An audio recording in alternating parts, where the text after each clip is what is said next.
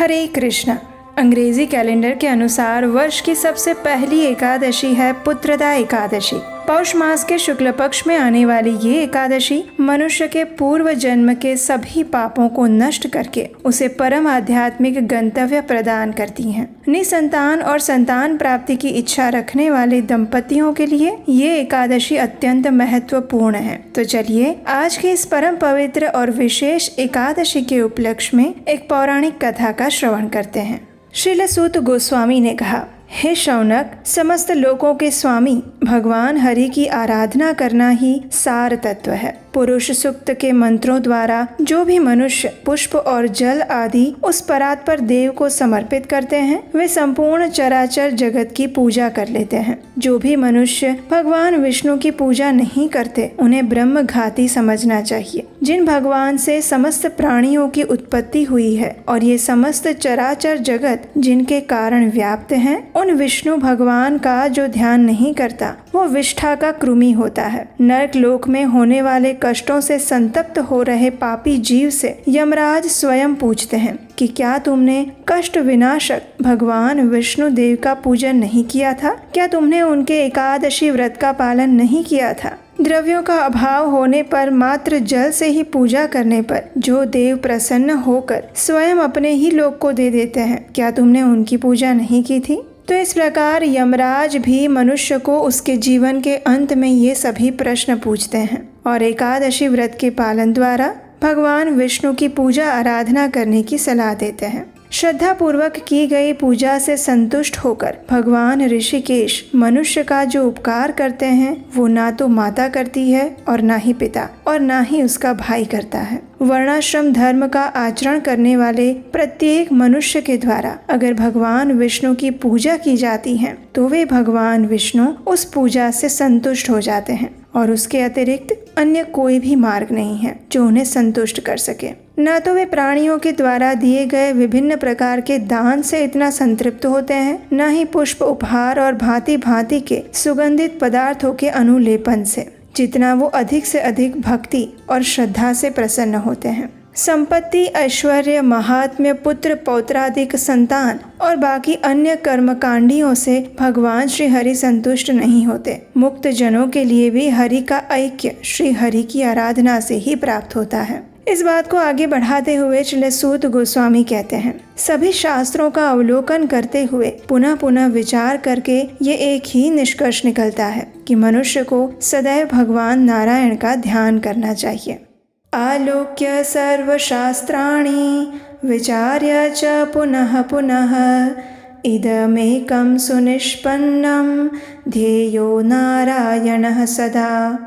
जो व्यक्ति एक निष्ठ होकर नित्य उस भगवान नारायण का ध्यान करते हैं, उनके लिए नाना प्रकार के दान, विभिन्न तीर्थों का परिभ्रमण, तपस्या और यज्ञों का संपादन करने का कोई फायदा नहीं है। अर्थात श्रीमन नारायण का ध्यान ही सबसे ऊपर है। 66,000 तीर्थ भगवान नारायण के प्रणाम करने की 16वीं कला के बराबर भी नहीं है। समस्त प्रायश्चित और जितने भी तप कर्म हैं, उन सभी में भगवान श्री कृष्ण का स्मरण ही सर्वश्रेष्ठ माना गया है। जिस पुरुष की अनुरक्ति सदैव पाप कर्म में रहती है, उनके लिए एकमात्र श्रेष्ठतम प्रायश्चित भगवान हरि का स्मरण है। जो मनुष्य एक मुहूर्त के अंदर भी आलस का परित्याग करके भगवान नारायण का ध्यान कर लेता है, वो स्वर्ग प्राप्त कर लेता है। तो फिर नारायण भगवान में अनन्य भक्ति परायण रहने के विषय में तो क्या ही कहा जाए। और उसका प्रमाण हमें मिलता है इस श्लोक में।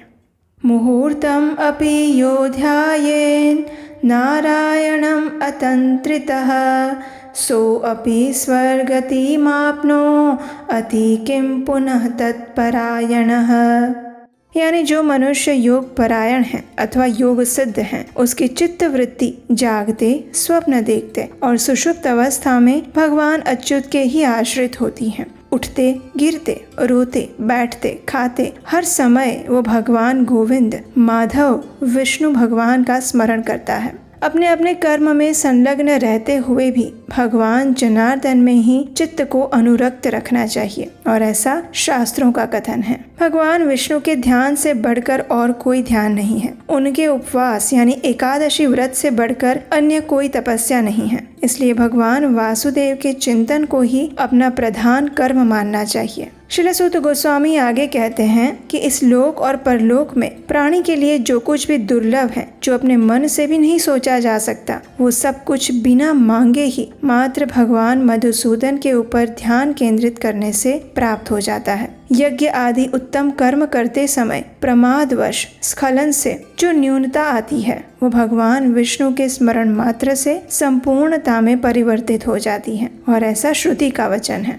वायु के सहयोग से ऊपर उठने वाली ज्वाला से युक्त अग्नि जिस प्रकार अपने आश्रय कक्ष को जलाकर भस्म कर देती है, उसी प्रकार भगवान श्री विष्णु योगी के समस्त पापों को भस्म कर देते हैं। जैसे अग्नि के संयोग से सोना मल रहित हो जाता है, वैसे ही मनुष्यों का मल भगवान वासुदेव के सानिध्य से नष्ट हो जाता है। हजारों बार गंगा स्नान और करोड़ों बार पुष्कर नामक तीर्थ में स्नान करने से जो पाप नष्ट होते हैं, वे मात्र भगवान हरि का स्मरण करने से तुरंत नष्ट हो जाते हैं। हजारों प्राणायाम करने से जो पाप नष्ट होते हैं, वही पाप क्षण मात्र भगवान हरि का ध्यान करने से निश्चित ही समाप्त हो जाते हैं। जिस मनुष्य के हृदय में भगवान केशव विराजमान है, उसके मानस पर उन दुष्ट उक्तियों और पाखंड का कोई प्रभाव नहीं पड़ता। जिस समय हरि का स्मरण किया जाता है, वही तिथि, वही दिन, वही रात्रि, वही योग, वही चंद्रबल और वही लग्न सर्वश्रेष्ठ है। जिस मुहूर्त या क्षण में वासुदेव का चिंतन नहीं होता, वह मुहूर्त या क्षण हानि का समय है और अत्यंत व्यर्थ है। वो किसी भी प्रकार के लाभ से रहित होने के कारण मूर्खता और मूकता का समय है। जिसके हृदय में भगवान गोविंद विद्यमान है, उनके लिए कलयुग भी सतयुग है, और इसके विपरीत जिनके हृदय में अच्युत भगवान गोविंद का वास नहीं है, उनके लिए सतयुग भी कलयुग के बराबर है। भगवान विष्णु के प्रति जिसका विश्वास जितना अधिक दृढ़ होता है, उसको उतनी ही अधिक सिद्धि प्राप्त होती है।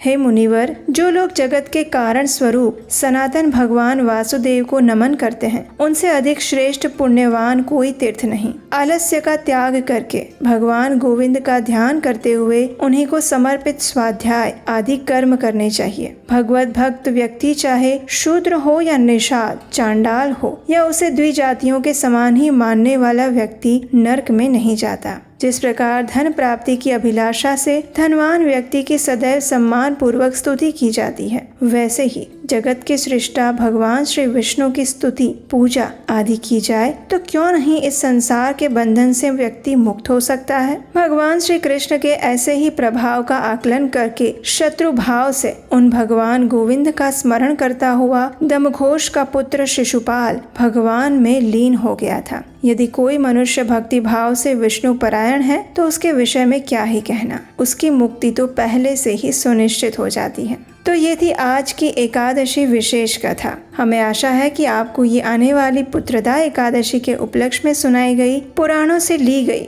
और श्रील सूत गोस्वामी द्वारा सुनाई गई ये कथा अच्छी लगी होगी। अगर ऐसा है तो इस कथा को लाइक कीजिए, अपने मित्रों को भी शेयर कीजिए, ताकि उन्हें इस पवित्र एकादशी के अवसर पर भगवान श्री हरि की पूजन की महिमा के विषय में ज्ञात हो जाए।